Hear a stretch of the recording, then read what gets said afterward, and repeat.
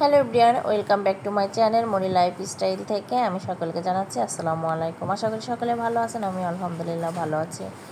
আমি আজকে রান্না করব গরুর ভুঁড়ি অথবা বট।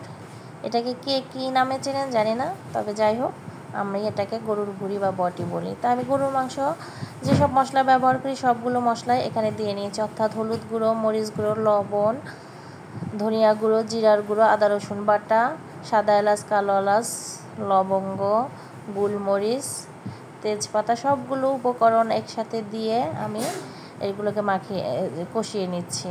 আমি আসলে কোনো উপকরণ এরকম 1 চামচ 2 চামচ মেপে বলি না, আপনারা সবাই জানেন আমার ভিডিওটি যারা দেখেন, কারণ আসলে এটা যার যার পরিমাণ, জিনিসের পরিমাণ অনুযায়ী এটা দিতে হয়। আর সবাই যেহেতু আমরা কম বেশি রান্না পারি, সেই পরিমাণটা আসলে এখানে আমি বলে দিলাম, সেই অনুযায়ী দিলে হয় না বা হবে না। আমি নিজেও এগুলো ট্রাই করেছি, আমার কাছে যখন পরিমাণ যতটুকু মনে হয়েছে আমি ঠিক ততটুকুই দিই, আপনারাও ঠিক একই কাজ করবেন।